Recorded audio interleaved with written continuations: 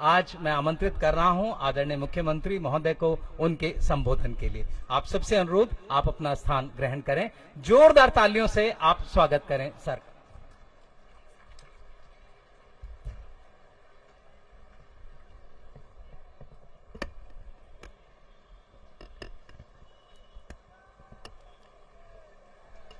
भारत माता की, भारत माता की, इनकलाब, इनकलाब, वंदे वंदे। आजादी की 75वीं सालगिरह सभी देशवासियों को मुबारक हो। अभी जब हम इस तिरंगे को ऊपर चढ़ते हुए देख रहे थे, कितना शानदार दृश्य था। भगवान करे हमारा ये तिरंगा हमेशा हमेशा के लिए ऐसे ही बुलंदियों पे रहे और ऐसे ही लहराता रहे। और इस तिरंगे की आन बान शान के लिए अगर हमें अपनी जान भी न्यौछावर करनी पड़े तो छोटी बात होगी।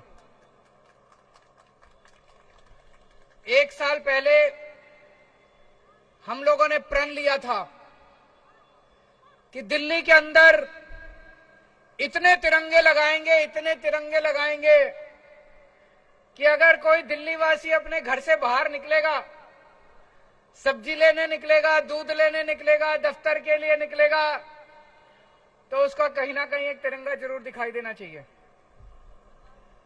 और जब तिरंगा दिखाई देता है, अभी क्या शानदार दृश्य नजर आ रहा है चारों तरफ। उधर पुल पे इतने लोग खड़े हैं तिरंगे ही तिरंगे लेके, उधर सामने पुल के नीचे लोग खड़े हैं तिरंगे ही तिरंगे लेके, सामने लोग खड़े हैं। क्या शानदार दृश्य। हमारा मकसद था कि लोग जब अपने घर से बाहर निकले, दिन में कम से कम 3 या 4 बार उनको तिरंगे के दर्शन हो जाएं। जब हम तिरंगा देखते हैं तो अंदर दिल में धक धक होती है, देशभक्ति जागती है, देश के लिए कुछ कर गुजरने की इच्छा जागती है। आदमी कुछ गलत काम कर भी रहा हो तो एक बार हिचक जाता है, यार देश के लिए मेरे को ये नहीं करना चाहिए। इस भावना से हमने शुरू किया और मुझे बड़ी खुशी है कि आज 500 तिरंगे पूरी दिल्ली में लग के तैयार हो चुके हैं। आज ये 500वां तिरंगा ऊपर गया है और पूरी दिल्ली के अंदर कोने कोने में अब जगह जगह तिरंगे लग चुके हैं। आज 75वीं वर्षगांठ के अवसर पे हमें एक प्रण और लेना है कि हम अपने देश को, भारत देश को दुनिया का नंबर 1 देश बना के रहेंगे। बनाना है कि नहीं बनाना है? हमें अपने भारत देश को दुनिया का नंबर 1 देश बनाना है। 75 साल में कई ऐसे देश हैं जो हमारे बाद आजाद हुए लेकिन हमसे आगे निकल गए। कई ऐसे देश हैं जो द्वितीय विश्व युद्ध में ध्वस्त हो गए, जापान, जर्मनी, खत्म हो गए थे देश, हमसे आगे निकल गए। क्यों भाई? हमारे में क्या कमी है? सब कुछ है। दुनिया के सबसे इंटेलिजेंट लोग भारत में रहते हैं, सबसे इंटेलिजेंट। सर्वे करा के देख लो, मैं बड़ी जिम्मेदारी के साथ कह रहा हूं, दुनिया के सबसे इंटेलिजेंट लोग भारत में रहते हैं, सबसे मेहनती लोग भारत में रहते हैं। फिर हम पीछे क्यों रह गए? इसलिए इस 75वीं वर्षगांठ के अवसर पे हम सब लोगों को प्रण लेना है, जो भी करना पड़े हम अपने देश को आगे बढ़ाएंगे। कैसे बढ़ेगा देश आगे? हमारे देश के अंदर आज इतने बच्चे हैं, इतने सारे बच्चे हैं, उनको अच्छी शिक्षा नहीं मिलती। क्यों? गरीबों के बच्चे हैं। पूरे देश के अंदर कई ऐसे सरकारी स्कूल हैं जिनका बेड़ा गर्क है। कई ऐसे सरकारी स्कूल हैं जो बिल्कुल खंडर बने पड़े हैं। दिल्ली में भी पहले यही हाल था। दिल्ली में हमने सरकारी स्कूल अच्छे कर दिए, शानदार कर दिए। तो दिल्ली में हो सकता है तो पूरे देश में भी हो सकता है। आज हमें प्रण लेना है कि हमें ऐसी व्यवस्था देश के अंदर कायम करनी पड़ेगी कि एक एक बच्चे को, इस देश के अंदर पैदा होने वाले एक एक बच्चे को, चाहे वो गरीब का बच्चा हो चाहे अमीर का बच्चा हो, एक एक बच्चे को अच्छी से अच्छी शानदार शिक्षा मिलनी चाहिए।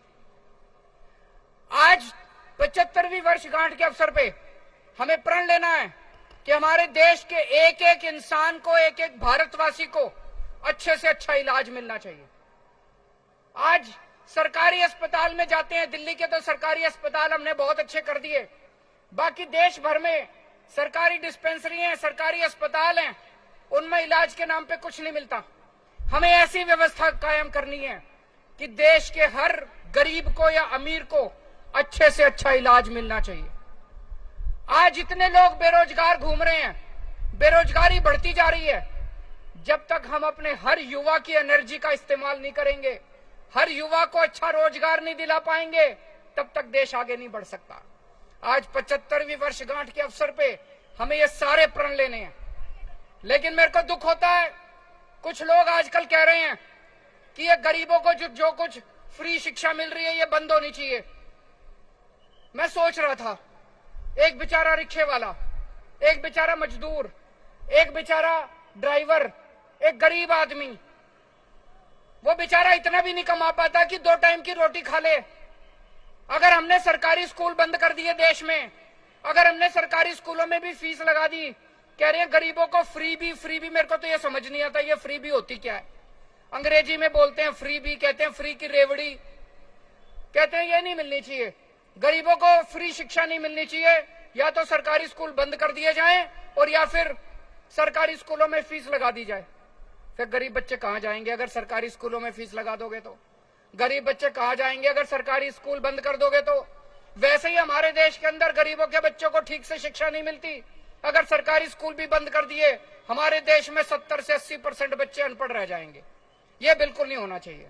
आज आजादी के 75 साल के अवसर पे हमें कसम खानी है कि हमारे देश के हर बच्चे को अच्छी शिक्षा मिलनी चाहिए। हर बच्चे को अच्छी शिक्षा, चाहे गरीब का हो चाहे अमीर का हो। हम दुनिया में 39 देश, अमीर देश ऐसे हैं 39, जहां पे सारे बच्चों को फ्री शिक्षा मिलती है, चाहे अमीर का हो चाहे गरीब, सबको फ्री शिक्षा मिलती है, अच्छी शिक्षा मिलती है। वो अमीर देश कैसे बने? वो इसीलिए बने क्योंकि उन्होंने अपने बच्चों को अच्छी शिक्षा दी। और हम कह रहे हैं हम अपने बच्चों की शिक्षा बंद कर देंगे, सरकारी स्कूल बंद कर देंगे, पैसे लेंगे बच्चों को पढ़ाने के। ये क्या बात हुई? अब ये बात चल रही है कि सारे सरकारी अस्पताल बंद कर देने चाहिए, दवाइयों के पैसे लेने चाहिए, गरीबों से इलाज के पैसे लेने चाहिए। एक बेचारा गरीब आदमी अगर उसके घर में कोई सीरियस बीमारी हो गई, वो तो इलाज ही नहीं करा पाएगा, प्राइवेट अस्पतालों में कहां घूमेगा वो? तो ये नहीं होना चाहिए। हमारे देश में हर भारतवासी को इस देश में अगर पैदा हो, उसके बच्चे को अच्छी शिक्षा का फंडामेंटल राइट होना चाहिए, उसके घर के लोगों को इलाज का फंडामेंटल राइट होना चाहिए, रोजगार का फंडामेंटल राइट होना चाहिए। ये इसको फ्री भी और फ्री की रेवड़ियां नहीं कहना चाहिए। हम सब लोगों को मिलकर आज प्रण लेना पड़ेगा कि 75 साल बीत गए, अब और नहीं बर्दाश्त करेंगे। अब तो भारत को दुनिया का नंबर 1 देश बना के रहेंगे। भारत माता की इनकलाब।